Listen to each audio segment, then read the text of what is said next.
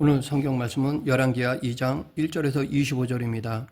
이스라엘 역사상 가장 악한 왕 아합의 시대에 하나님의 선지자로서 힘든 사명을 감당했던 엘리야는 이제 그의 때가 다하여 하나님께서 그를 하늘나라로 데려가기로 결정하셨습니다.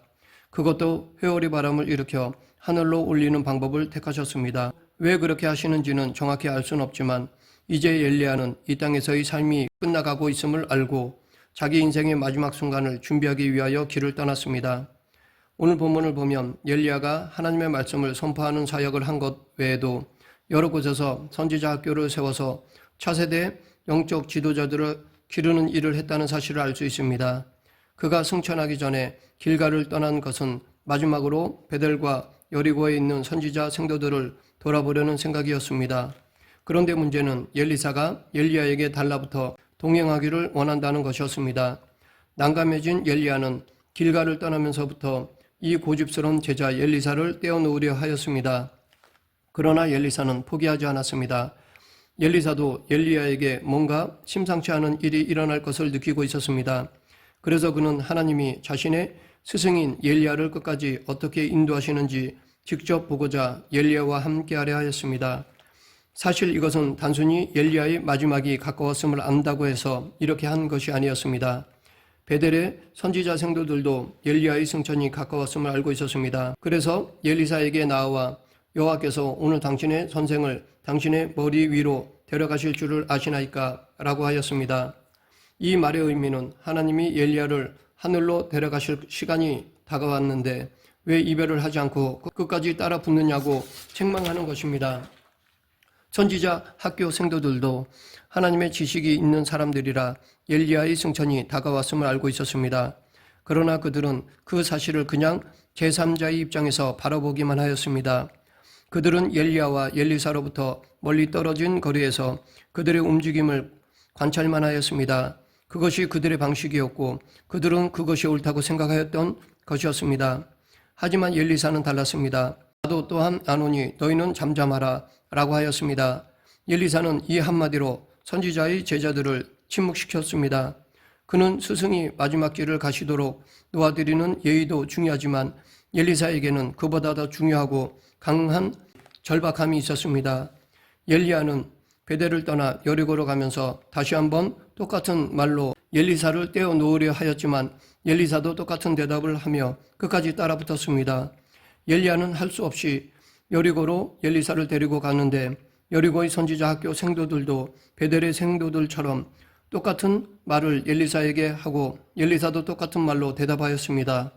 엘리야는 다시 한번 하나님께서 자신을 요단으로 인도하신다고 하며 마지막으로 엘리사를 떼어놓으려 하였지만 엘리사는 포기하지 않고 똑같은 말을 하며 따라갔습니다.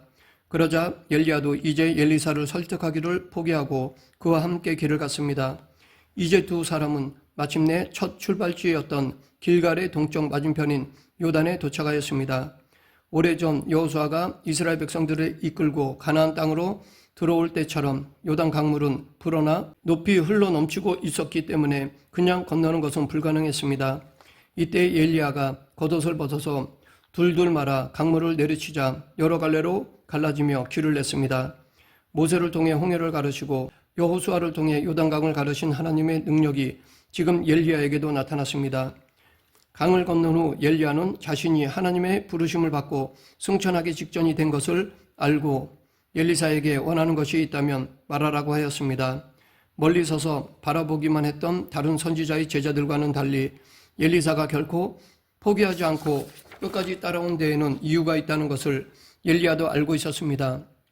그 마지막 요청을 들어줄 때까지는 스승을 결코 하늘로 떠나보낼 수 없다는 엘리사의 진념을 엘리야는 높이 평가했고 하나님도 그것을 귀하게 보셨습니다. 엘리사는 하나님께서 엘리야에게 부어주셨던 하나님의 능력과 지혜와 영광과 거룩한 리더십을 구하였습니다. 여기서 엘리사가 갑절이나 라고 표현한 것은 장자의 목을 구한 것입니다. 즉 장자에게는 2배를 주었습니다. 그런데 엘리사가 엘리야에게 이런 요청을 한 것은 엘리야보다 갑절이나 뛰어난 능력을 받아서 2배의 영광을 누리겠다는 뜻이 아닙니다. 엘리사는 스승 엘리야가 악한 시대 속에서 얼마나 힘든 나날을 보내며 얼마나 어려운 사역을 감당해 왔는지 똑똑히 보았습니다. 그런데 이제 그 사역이 자신에게 넘어오려고 하자 자기 능력으로는 감당할 자신이 없었던 것이었습니다. 그러하기에 엘리사가 갑절의 능력을 구한 것은 스승보다 뛰어나겠다는 뜻이 아니라 자신의 부족함을 인정하고 하나님의 선지자로서 사역을 제대로 감당하기 위해서였습니다.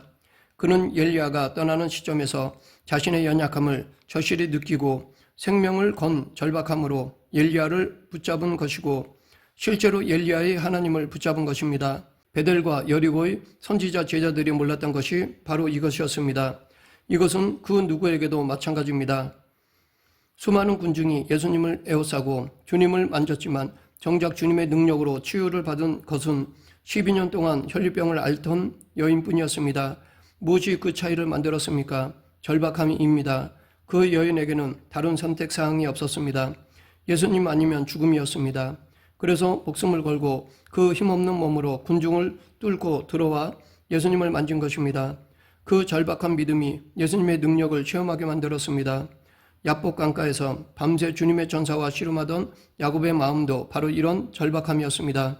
야곱은 환두뼈가 부러지는 엄청난 고통 중에서도 끝까지 전사를 놓지 않았습니다.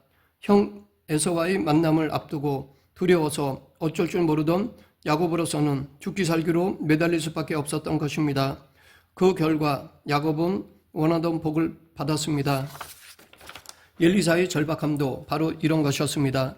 다른 선지자의 제자들처럼 멀찍이 떨어져 구경만 하면 아무리 성경 지식이 많고 신앙 연륜이 깊어도 아무 일도 일어나지 않습니다. 지금 우리에게 필요한 것은 바로 이런 절박함입니다. 우리도 자신에게 질문해 봐야 할 것입니다. 나의 기도는 얼마나 절실한가? 나는 얼마나 간절한 마음으로 하나님께 매달리고 있는가? 그런데 엘리사의 그런 요청을 듣고 그것은 자신이 줄 수 있는 일이 아니라고 하였습니다. 영적 능력은 오직 하나님만이 주실 수 있는 것입니다. 그래서 엘리야는 자신이 승천하는 것을 엘리사가 보게 된다면 하나님께서 이 일을 허락하실 것이라고 했는데 대화를 하는 도중 갑자기 불수레와 불말들이 두 사람을 갈라놓고 회오리 바람이 엘리야를 하늘로 올렸습니다. 그렇게 순식간에 일어난 엘리야의 승천을 엘리사는 분명히 보았습니다. 그렇다면 이것은 엘리야의 말대로 엘리사가 구한 갑절의 영감을 하나님께서 그에게 주셨다는 것을 의미합니다. 하지만 엘리사는 자신의 옷을 찢으며 슬픔을 표현하였습니다. 아합의 통치 아래서의 암울했던 시절에 우상 숭배로 가득한 나라, 주변 적국들의 침략으로 항상 불안하던 나라를 지킨 힘은 바로 하나님의 선지자 엘리야의 영적 리더십이었습니다. 아합이 아니었습니다. 그런데 하나님의 말씀으로 백성들의 마음을 일깨운 영적 스승, 나라를 위해 밤낮으로 기도하던 영적 지도자 엘리야가 사라진 지금 엘리사는 그 위대했던 스승이 다시는 이 세상에 자기와 함께 있지 않다는 사실을 보며 슬퍼한 것입니다. 그런데 엘리야는 떠났지만 그의 겉옷은 엘리사의 손에 남겨졌습니다. 그 겉옷은 모세의 지팡이처럼 하나님의 임재와 능력을 상징하는 것이었습니다.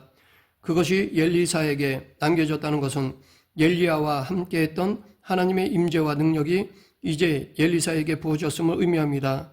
하나님은 이스라엘 백성들을 버리지 않으시고 그들에게 새로운 영적 리더를 준비하신 것입니다.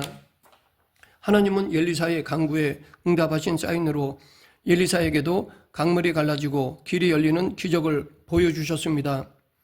이 기적을 맞은편에서 지켜보던 그 지역의 선지자 학교 생도들은 엘리야의 영감과 능력이 엘리사에게 임한 것을 인정하며 그 앞에 엎드렸습니다. 엘리사는 엘리야가 남긴 영적 유산이 얼마나 대단한지를 알았기 때문에 떠나라고 해서도 끝까지 엘리야를 따랐던 것입니다. 엘리사는 다른 수많은 선지자의 제자들보다 더 뛰어난 것은 아니었습니다. 그도 여러 선지자의 제자들 중 하나였습니다. 하지만 그는 결코 타협하지 않고 끝까지 엘리야의 영감을 받기 원하는 열정과 절박함으로 능력을 받았습니다. 다른 선지자 제자들 중에 더 뛰어난 사람이 있었을 것입니다. 하지만 그들은 다 멀찍이 서서 따라왔고 그러한 선지자 생도들은 엘리야의 승천의 본질을 전혀 이해하지 못했습니다. 우리는 그들이 엘리야의 승천의 본질을 이해하지 못했다는 사실을 그들이 엘리야의 시신을 찾으려고 한 것에서 알 수 있습니다. 그런데 그들이 엘리사 앞에 꿇어 엎드려 절하며 존경을 표현한 것을 보면 그의 말을 들어야 할 것인데 그들은 엘리사가 가지 말라고 말리는데도 그로 부끄러워하도록 강청하였던 것입니다. 즉 그들은 엘리사를 성가시게 했던 것입니다. 그리고 그들은 50명을 보내어 찾다가 결국 헛고생만 하고 돌아왔습니다. 그들의 이런 행동은 엘리야의 승천을 믿지 못했다는 것을 의미합니다. 하나님은 새로 영적 리더가 된 엘리사의 영적 권위를 세워주시기 위해 두 가지 기적을 보여주셨습니다. 첫 번째 기적은 물이 좋지 않아 고통당하는 여리고 주민들을 위해 마실 수 있는 물로 바꿔주신 것입니다. 여리고는 여호수아 때부터 저주받은 땅이었습니다. 경치는 아름다웠지만 물이 좋지 못해서 과일도 제대로 익지 못하고 사람들이 병에 많이 걸렸습니다. 그래서 고통받던 사람들은 엘리사에게 간절히 매달렸고 엘리사는 하나님의 능력으로 그들의 물에 소금을 뿌리며 고쳐주었습니다. 이 사건은 아무리 힘들고 죄악된 상황 속에 있어도 누구든지 겸손하게 하나님의 은혜를 구하면 회복될 수 있다는 것을 보여줍니다. 이처럼 영적 리더십은 하나님의 회복을 전달해주는 도구가 됩니다. 두 번째 기적은 자신을 조롱하는 아이들을 징계한 것이었습니다. 여기에서는 아이들이라고 되어 있지만 정확히 말하면 적어도 10대 중후반의 젊은이들로 번역하는 것이 더 맞습니다. 그들은 엘리사에게 대머리여 올라가라, 대머리여 올라가라 라고 조롱하였습니다. 그들이 엘리사를 에워싸고 대머리여 올라가라 라고 반복하며 조롱하는데 이것은 머리숱이 적은 엘리사의 신체적 결함을 놀리며 엘리야처럼 하늘로 승천해 보라고 놀리는 것입니다. 사실 이 여리고 지역은 대표적인 우상숭배의 성읍입니다. 이 지역 젊은이들의 조롱은 이곳의 타락한 영성을 반영한 것입니다. 즉 그들이 하나님을 우습게 여기고 하나님의 선지자를 조롱하는 것은 이곳의 악한 영적 상태를 보여주는 것이었습니다. 엘리사는 그러한 그들에게 저주를 한 것입니다. 엘리사는 자기를 조롱한다고 화가 나서 개인의 울분으로 저주한 것이 아닙니다. 그는 하나님의 영광을 모독하는 그들에 대한 심판으로 저주를 선언한 것이고 그때 두 마리의 곰이 나와서 42명의 무례한 아이들을 즉시 쳐 죽인 것입니다. 이 저주와 징계는 자신의 힘을 믿고 하나님을 함부로 거역하는 이스라엘을 향한 하나님의 심판의 경고였습니다. 이처럼 축복과 저주의 두 가지 기적은 하나님의 선지자로서 엘리사의 사역이 하나님의 사랑을 행하고 또 심판을 행하는 것임을 알려줍니다. 이렇게 이스라엘은 엘리야의 시대가 저물고 엘리사의 시대로 접어들었습니다. 엘리야에서 엘리사로 이어지는 영적 리더십의 승계는 처음부터 끝까지 하나님께서 주관하신 일입니다. 이것은 곧 영적 리더십은 하나님이 세우시고 하나님이 거두신다는 것입니다. 리더십의 타이밍과 방법은 온전히 하나님께 달렸습니다. 우리도 어떤 사역을 할 때 내 마음대로 하고 싶으면 하고 하기 싫으면 그만두는 것이 아닙니다. 하나님께서 이것을 하라고 하시면 하고 이제 그만하고 다른 것을 하라고 하시면 그만두는 것입니다. 우리도 엘리사처럼 하나님의 영적 유산을 귀하게 여기고 하나님의 특별한 은혜와 능력을 간절히 사모해야 합니다. 끝까지 포기하지 말고 절박함으로 매달려야 합니다. 그럴 때 하나님은 가난하고 겸손한 마음으로 나오는 우리들의 위에 성령의 능력을 부어주실 것입니다. 말씀을 맺겠습니다. 지금 나는 하나님을 향하여 얼마나 간절합니까? 지금 받은 직분이나 사역을 감당할 능력을 얼마나 간절히 구하고 있습니까? 우리 모두 하나님께서 영적 리더로 세워주셨는데 엘리사와 같은 절박함과 간절함으로 성령의 권능을 구하지 않는다면 하나님이 맡겨주신 사명을 제대로 감당할 수 없습니다. 오직 전심으로 하나님을 바라보며 간절히 성령의 권능을 구함으로 주신 사명을 감당하는 저와 여러분 되길 간절히 축원합니다. 기도하겠습니다. 생사와 화복을 주관하시는 하나님 아버지, 세상의 부귀영화가 아니라 하나님의 뜻, 하나님의 능력을 구하며 주신 사명을 잘 감당하는 그리스도인이 되게 하여 주시옵소서. 예수님 이름으로 기도드립니다. 아멘.